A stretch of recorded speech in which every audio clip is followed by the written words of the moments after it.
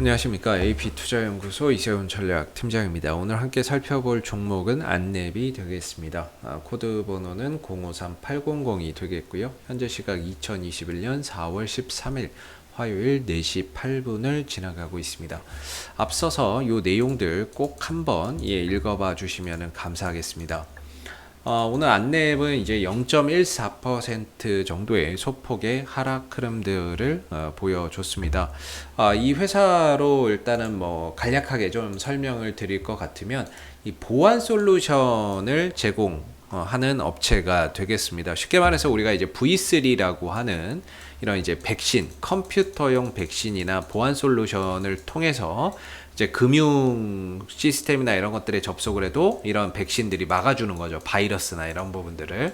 그래서 이런 이제 백신이나 보안 솔루션, 모바일 컴퓨터 보안 솔루션을 제공해주는 그런 이제 회사가 되겠는데, 다들 아시다시피 이 회사의 창립자는 안철수 국민의당 대표가 되겠습니다. 그래서 국민의당 대표가 지분 18.6%를 실질적으로 보유를 하고 있지만 경영은 이제 전문 경영인을 통해서 경영을 하고 있는 상황이라고 보시면 되겠죠. 그래서 이 종목 같은 경우에는 백신 솔루션을 개발하는 업체인데, 전반적으로 이런 정치적인 이벤트 속에서 주가의 등락이 많이 나오는 그런 이제 흐름들을 보여주는데요. 이 회사의 이제 실적이나 이런 부분들 한번 설명을 좀 드려보면요. 매출액은 한 1,600억, 1,700억 점진적인 증가세를 보여주고 있고, 거기에 따라서 영업이익이나 순이익적인 부분들도 꾸준히 흑자 경영을 기록을 하면서 성장세를 이어가고 있습니다. 부채 비율은 30%가 채 되지 않는 가운데 안정적인 부채 비율, 낮은 부채 비율을 유지를 하고 있다라는 점이 되겠고, 배당은 매년 이제 1에서 2% 정도의 배당을 좀 제공을 해주고 있는 기업이라고 보시면 될 것 같아요. 소프트웨어나 이런 보안 솔루션 개발 업체이기 때문에 따로 뭐 이렇게 많이 들어가는 게 별로 없습니다. 뭐 매출의 원재료나 매출 원가나 이런 것들이 그렇게 많이 들어가는 건 없죠. 그래서 이런 회사들은 또 재고나 이런 것들도 없어요. 그러다 보니까 유동 비율이 342%고 거기서 재고 자산을 뺀 당좌 비율이 336이라는 건 이런 이제 안랩의 재고 자산이라고 할 만한 게 거의 없는 거겠죠. 재고 자산이 없다라고 보시면 되겠고, 부채 비율이나 유동 비율, 당좌 비율 모두 안정적인 재무 구조를 유지를 하고 있는 그런 이제 상황이라고 볼 수가 있겠습니다. 이 종목의 이제 기술적인 흐름에 대해서 좀 설명을 한번 드려보면요. 기술적인 이런 주가의 큰 상승이 한 번씩 만들어질 때마다 이 회사의 이런 보안 솔루션 이슈를 바탕으로 해서 움직이는 것이 아니라 아까 말씀드렸던 이런 정치적 이벤트가 있던 시점입니다. 2011년, 12년도에도 대선이 있었고요. 그 이후에 이제 국회의원 선거가 있었고, 그 이후에 이제 2017년도 또 대선 있었고, 이후에 이제 지방선거, 그리고 이번 4월 이제 코로나 사태 이후에 우리가 그 부분들이 있었죠. 한번 뭡니까 국회의원 선거가 있었죠. 근데 딱히 이때는 뭐 반응이 없었던 것 같아요. 반응이 없었고, 이번에 이제 서울시장 선거, 재보궐 선거를 앞두고 안철수 국민의당 대표가 또 이제 그 서울시장 출마를 하게 되면서 기대감에 주가가 올라갔었죠. 중요한 거는 그런 이벤트 속에 올라가는데 결국에 지나고 나면 주가는 원점으로 돌아온다는 게 특징인데요.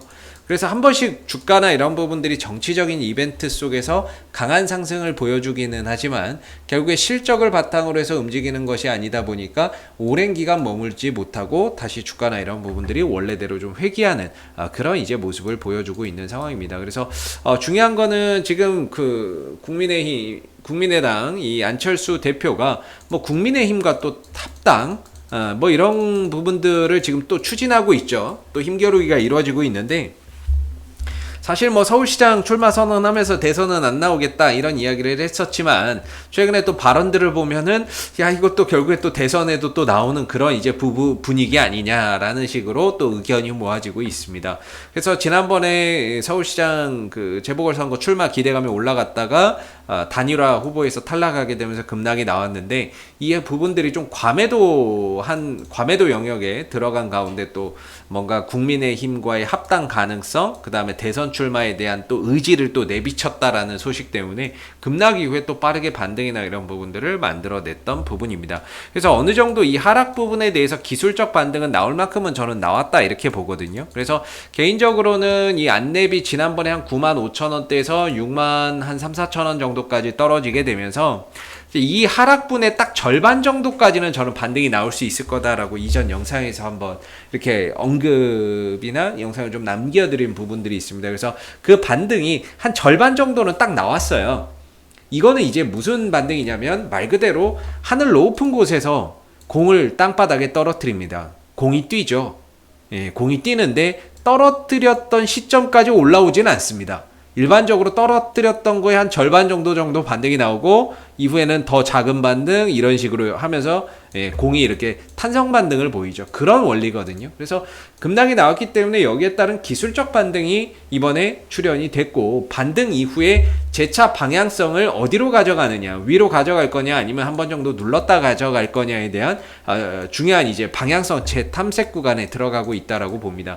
우리가 이때를 기억해야 되는데요. 4월 8일 목요일인데 이때 당시에 시초가가 뜹니다. 왜 떴을까요? 바로 그 전날 4월 7일 재보궐선거가 있었고 이 시기에 이제 결과적으로 오세훈 후보가 서울시장으로 당선이 되게 되면서 안철수 관련주들도 같이 시초가가 떴어요. 근데 중요한 건 뜨고 나서 밀려버렸죠. 그리고 여기서 뭐가 터집니까? 거래량이 터져버립니다.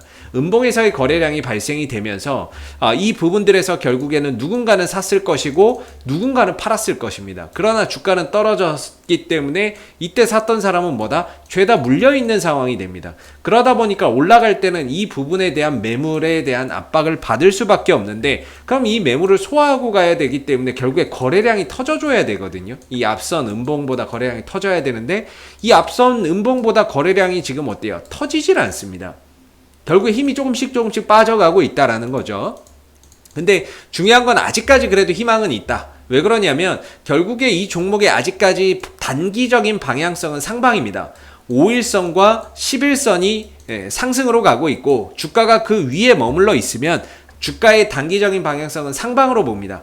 이게 지금 11선이거든요. 그래서 5일선이 살짝 꺾이기는 했지만 현재는 11선에서 지지를 받고 있는 상황이기 때문에 5일선 조정 이후에 11선에서 되돌아 나갈 가능성은 여전히 열려 있다. 그러나 11선마저도 종가상으로 이탈해버리는 상황이 온다면 후속 거래량이 들어오지 않고 후속의 매수의 거래량이 들어오지 않고 그냥 11선까지 종가로 만약에 이탈해버리게 된다면 전반적으로 주가의 여기서의 방향성은 하방으로 좀 진행될 수밖에 없는 거죠.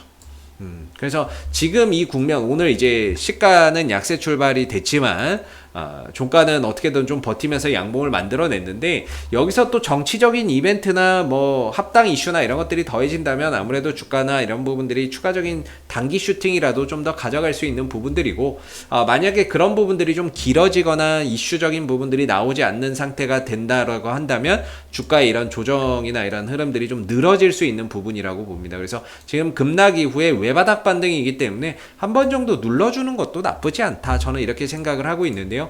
그럼 눌렀을 때 얼마 정도까지를 생각해야 되느냐라고 본다면 개인적으로는 65,000원에서 한 63,000원 정도? 이 정도가 눌러줬을 때 기술적인 좀 지지 라인으로서 반등 주고 눌렀다가 돌아나가는 하나의 기준 가격이 되지 않을까라고 생각이 듭니다. 그래서 내려왔을 때는 오히려 65,000원 또는 63,000원 정도에서 지지 여부를 보면서 반등이나 이런 것들을 한번 기다려 보시는 게 좋을 것 같고요.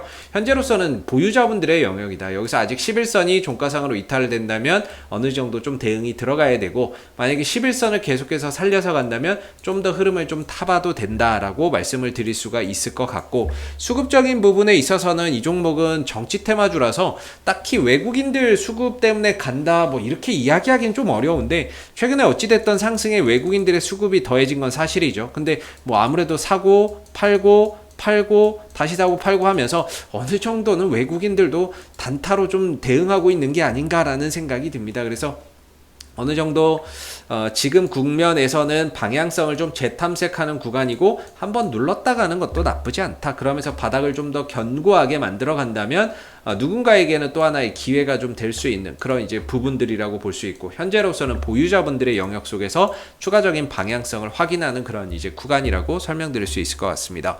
자, 앞으로도 안내 이슈가 생길 때마다 계속해서 리뷰 영상 남겨드리고 있으니까는요, 구독과 좋아요 한번 눌러주시고 오늘 영상은 여기서 마무리하도록 하겠습니다. 감사합니다. 그리고 무료 추천 종목을 매일매일 드리고 있습니다. 네이버에 AP투자연구소를 검색하시게 되면 웹사이트 상단에 AP투자연구소 홈페이지 링크가 나옵니다. 클릭하시게 되면 AP투자연구소 홈페이지로 접속하실 수가 있는데요. 상단에 무료 추천 종목 카테고리에 2021년 무료 추천 종목을 클릭하시게 되면 소장님께서 매일매일 국내외 시황에 대한 실시간 브리핑과 함께 댓글로서 무료 추천 종목을 추천해 드리고 있습니다. 하나 눌러서 들어가 보게 되면 댓글 리딩은 아침 7시 47분부터 진행이 되었고요. 무료 추천 종목을 보시기 전에 꼭 읽어보세요도 한번 참고적으로 읽어보시면 좋을 것 같습니다. 그리고 간밤에 있었던 미 증시에 대한 상승 또는 하락에 대한 이유도 이렇게 댓글로서 쭉 요약을 해드리고 있는 부분들이 되겠고요. 그리고 9시가 되게 되면 무료 추천 종목이 나오게 됩니다. 무료 추천 종목의 종목명, 그 다음 매수가, 1차 목표가, 손절가가 함께 제시가 되고요. 많게는 뭐 3종목에서 4종목까지도 매일매일 추천이 나오게 되는데, 따로 로그인을 하지 않더라도 누구나 이 무료 추천 종목을 확인할 수가 있습니다. 주가가 만약에 올라가게 되면 그 상승한 부분에 대해서도 이렇게 장중에 댓글로서 리딩을 해드리고 있고요. 반대로 또 주가가 하락하게 되면 그 하락한 부분에 대해서도 장중에 댓글로서 리딩을 해드리고 있기 때문에 무료 추천 종목이 필요하신 분들은 홈페이지에 오셔서 많은 도움 받아가시면 좋겠습니다. 감사합니다.